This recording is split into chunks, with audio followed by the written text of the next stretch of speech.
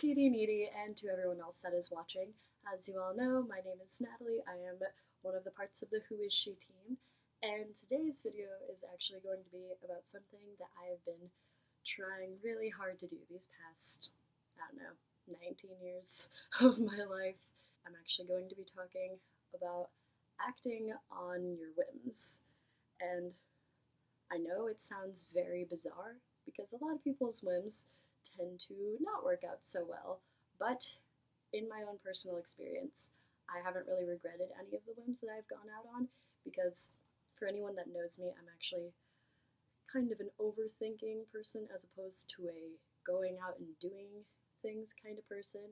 And the few times that I have just gone and thrown caution to the wind and all that jazz, they've actually, they've worked out for me. And at the very least, they have made really interesting stories. So I'm going to be talking about that today. A couple examples are the fact that I have tried out for a few things in these past few weeks that I didn't expect myself to try out for. I know it can be really scary. I have firsthand experience of being terrified of really putting myself out there and not going through every possible scenario in my head first. But I don't know, in the great words of Shia LaBeouf, just do it.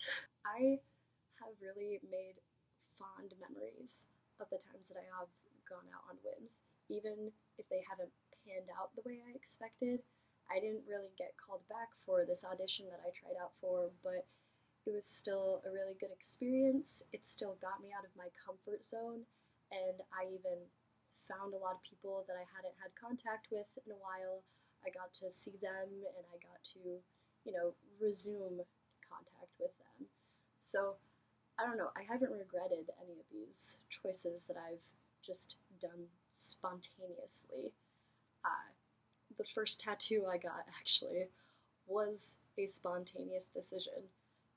Not spontaneous in the way that I, regret it for the rest of my life as this ink is on my skin, but I was going through a bit of a harder time. I was getting very lost in who I was because it was my first semester of college and I was missing a lot of people. I was getting really overwhelmed with stress and classwork, and I saw this sign. It had the address of a tattoo shop, and I was thinking, I've always wanted a tattoo, but I've been too afraid until now, and I've also not been legal to get a tattoo on my own.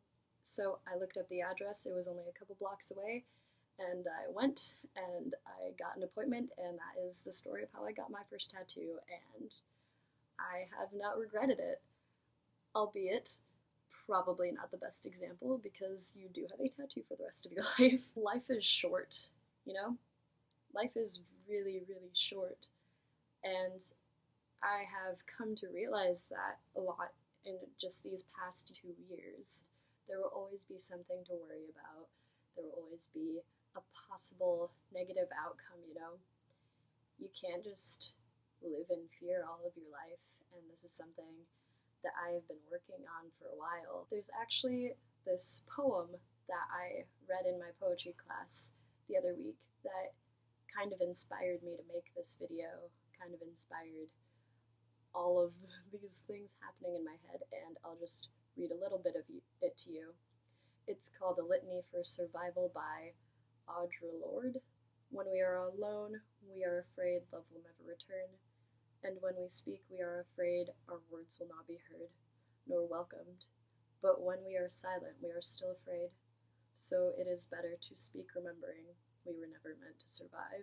This can apply to literally everyone because it is difficult to be a person when it seems like everything is working against you. You kind of just have to say, fuck it, and kind of do what makes you feel your best and do what you have a gut feeling about. The gut feeling is underrated, and we should all act on it more. If you have a good feeling about talking to this person, you should do it. Or if you have a bad feeling about this person, despite what everyone says about them, you should cut contact with them. It saves a lot of pain, and it opens up all these new doors for you. And that's kind of why I'm trying to live by that logic and that philosophy. So, yeah, there's your deep talk of the week, I guess. So, my book of the week is actually House on Mango Street by Sandra Cisneros. She is an incredible writer. She does a series of poems and short stories in this book, but it's all pretty chronological, and it follows the story of this girl who lives in this house on Mango Street. There's a Spanish version of it if you are fluent in Spanish or if you want to learn more about Spanish.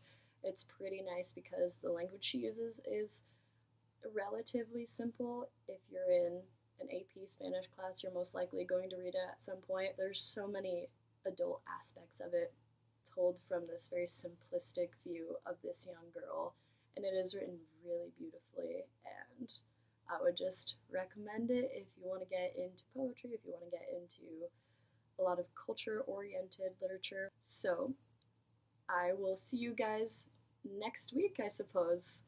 Bye!